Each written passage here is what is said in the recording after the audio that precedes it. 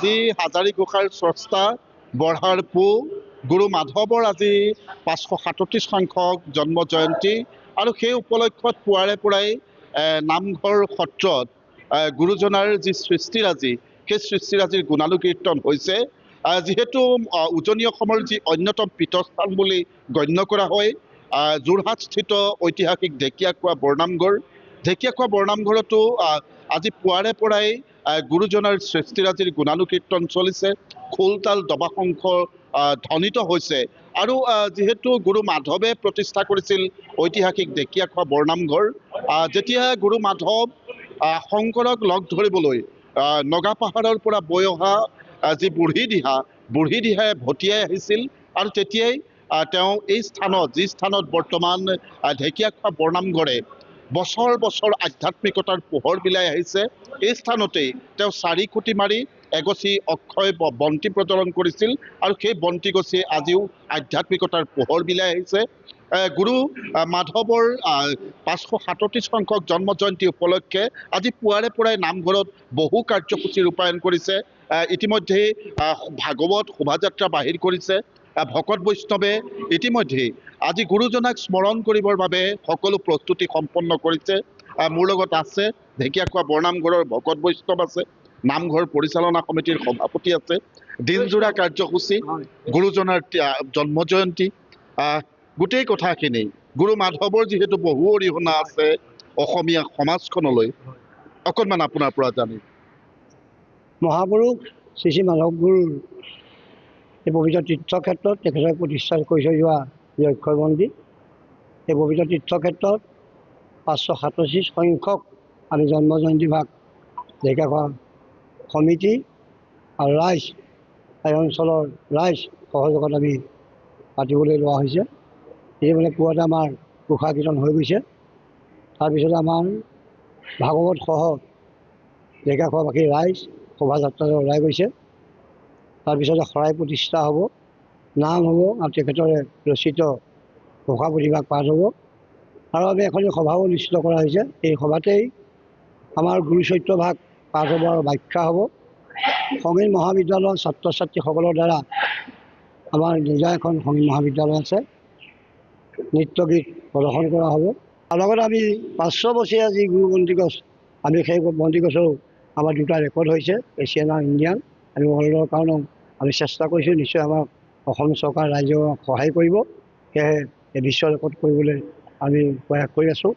সেয়েহে সকলোৰ পৰা আমি সহায় সহযোগ বিচাৰিছোঁ। সকলোকে আশীৰ্বাদ কৰিলোঁ, সকলো কুশলে থাকক, সকলো মংগলে থাকক, আমি অসমীয়া জাতি একেলগ হৈ থাকক। ধন্যবাদ। নিশ্চয়। মই দেউতাৰ ওচৰলৈ আহিছোঁ। 500 বছৰে জ্বলি আছে গুৰুজনাই জ্বলাই যোৱা বন্তিগছি, ধেমালিৰ কথা নহয়।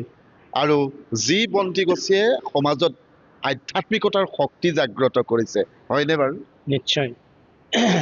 আজি সেই 500 বছৰ হ'বলৈ হ'লে 28 চনত আমাৰ সম্পূৰ্ণ 500 বছৰ হ'ব। মহাপুৰুষ মাধৱদেৱে আহি পেলাই ৰাতি ইয়াত আছিলেহি, বুঢ়া বুঢ়ীসহ অন্ন ভোজন কৰিছিলে আৰু তেতিয়াই সেই অন্ন ভোজন কৰাৰ আগতে সেই বন্তিগছ জ্বলাই পেলাই গুৰু বন্তি জ্বলাই লৈ তাৰাই অন্ন ভোজন কৰিছিলে।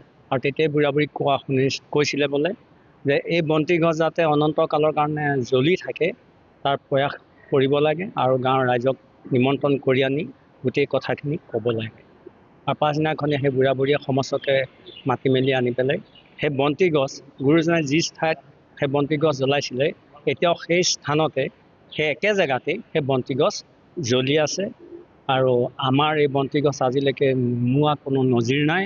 আমাৰ মাত্ৰ গুৱাহাটীৰ ফালে অম্বুবাচীকৈ আমি ইয়াত 7 কওঁ, আমাৰ 4 দিন বন্ধ থাকে যদিও আমাৰ সেই বন্তিগছ আজিলৈকে নুমুৱা নাই। আৰু আমি ভাবিছোঁ অনাগত দিনবিলাকতো আমাৰ যিবিলাক নৱপ্ৰজন্ম উঠি আহিছে সেইসকলে এই অনুষ্ঠান ভাগ আঁকোৱালি ল'ব আৰু গুৰুজনাৰ যিখিনি প্ৰচাৰ সেইখিনি আৰু আগুৱাই নিব। আমি এইখিনিকে কামনা কৰিছোঁ। নিশ্চয় নিশ্চয়। বৰহাৰপুৰ জন্ম জয়ন্তী স্ৰষ্টা, যি আচলতে হাজাৰীগোসাঁইৰ স্ৰষ্টা, আজি শ্ৰৱণ কীৰ্তন হৈ আছে পুৱাৰে পৰাই ঢেকীয়াখোৱা বৰনামঘৰত আৰু সকলো নামঘৰ সত্ৰতেই হয়তো আজি একেই পৰিৱেশ। হয়, আমি ঢেকীয়াখোৱাবাসী আজি বা আমাৰ অঞ্চলৰ যিসকল ৰাইজ সকলো মিলিজুলি আমি আজি মাধৱদেৱৰ জন্ম জয়ন্তী ভাগ পালন কৰিছোঁ। কিন্তু আমাৰ আগত কৈ গ'ল আমাৰ সভাপতিদেৱে 28 চনত যিভাগ আমি জন্মজয়ন্তী পাতিবলৈ আমি মনত কল্পনা কৰিছোঁ, সেই কল্পনাটো যাতে আমি সকলোৱে মিলিজুলি ৰাইজ তথা প্ৰশাসন, চৰকাৰ, সংবাদ মাধ্যম সকলোকে আমি অনুৰোধ কৰিছোঁ, সকলোৱে আহি সেই কৰ্মভাগত যাতে অংশগ্ৰহণ কৰি আমাৰ এই বন্তি গছৰ যেনেকৈ পোহৰটো চাৰিওফালে বিয়পি গৈছে, সেই বস্তুটো যাতে সেই ভাগতে চাৰিওফালে বিয়পি গৈ সকলো ৰাইজক আশীৰ্বাদ কৰিব। সেই বন্তি গছৰ পোহৰ যিমানলৈকে যাব সিমানলৈকে ৰাইজে আশীৰ্বাদ পাই থাকিব বুলি আমি আশা কৰিছোঁ। ধন্যবাদ। নিশ্চয় ধন্যবাদ জনাইছোঁ। এয়া আছিলে ঢেকীয়াখোৱা বৰনামঘৰৰ ভকত বৈষ্ণৱ। আৰু কৈছোঁৱে, মই আৰম্ভণিতে কৈছোঁ, গুৰু মাধৱে অসমীয়া বৰ অসম গঢ়াৰ ক্ষেত্ৰত গুৰু মাধৱৰ অৰিহণা অপৰিসীম।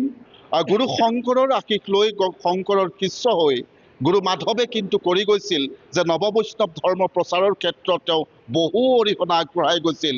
আৰু নামঘৰ সত্ৰই আজিও গুৰুজনাৰ সেই সৃষ্টিক জীয়াই ৰাখিছে, যিসমূহ সৃষ্টিৰ জৰিয়তে আমি অসমীয়া হৈ আছোঁ।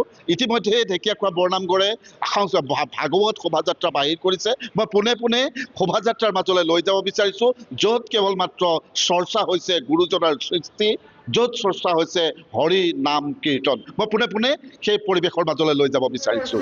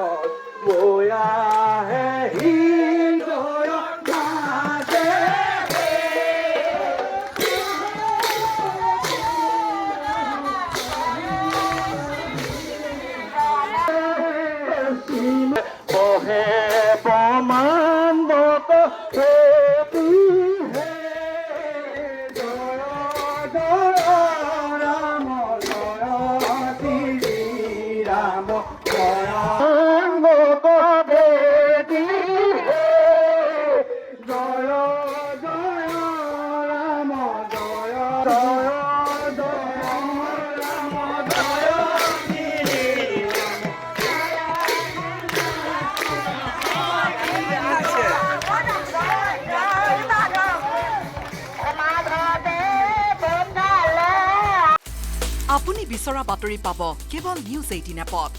নিউজ 18 এপ ডাউনলোড কৰিবলৈ স্কেন কৰক এই QR কোড। গুগল প্লে ষ্টৰতো পাব এই নিউজ 18 এপ।